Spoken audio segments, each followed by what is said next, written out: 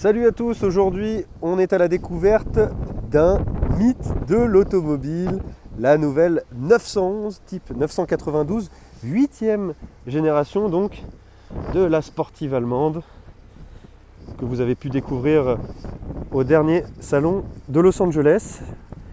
La voici donc dans sa version 4S avec échappement sport, ce qui donne donc cette double sortie plutôt ronde.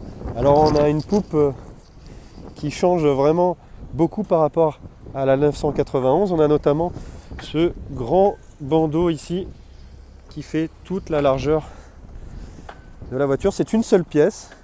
On a aussi ces feux stop ici, verticaux. On a un aileron évidemment amovible qui est plus large aussi. Et puis on a une largeur globale qui est plus importante de 4,5 cm, ce qui permet de loger ici à l'arrière des jantes 21 pouces, 20 pouces à l'avant, exactement comme sur les anciennes GTS et Turbo, même largeur pour la S et pour la 4S, alors qu'avant la 4S était un petit peu plus large. À l'avant, on a un capot qui est un peu plus nervuré, comme la première génération. Il est également un petit peu plus vertical.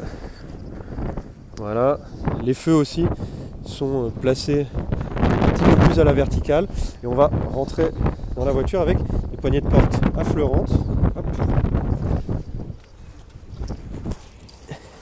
Et là encore, on a voulu rendre hommage à la première génération avec quelque chose de beaucoup plus horizontal que sur les anciennes générations.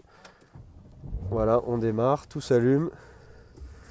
On a donc système d'infodivertissement de 10 pouces. Ici on a les 5 compteurs. Alors les deux de chaque côté sont numériques et le central avec le compte tour minute et la vitesse qui lui est analogique. Sinon voici ici le levier de vitesse tout petit, palette au volant évidemment, le drive mode. On est donc dans une version 4S. Le flat 6 a été revu, il fait donc 450 chevaux désormais. Vitesse maximale 308 km/h. 0 à 100 en 3 secondes 6. Et une voiture qui a été profondément revue, qui est un petit peu plus lourde qu'avant, mais vu qu'elle est plus puissante, le rapport poids-puissance est plus intéressant que sur la précédente génération. Et surtout, elle promet pas mal de plaisir de conduite avec évidemment toutes les aides et tous les systèmes électroniques sur le châssis, notamment l'amortissement piloté, les roues arrière directrices, une boîte PDK désormais à 8 rapports. Vous atteignez la Vmax sur le 6e rapport, mais les 2 derniers rapports servent à faire baisser les émissions de CO2 et forcément la consommation d'essence. Et puis une boîte 8 rapports qui servira à la prochaine révolution de cette 911-992, c'est-à-dire sa version hybride qui ne devrait pas arriver avant le restylage, c'est-à-dire d'ici 3-4 ans.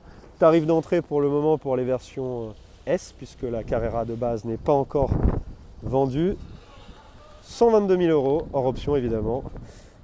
Et voilà, c'est le prix pour rouler dans un mythe de l'automobile.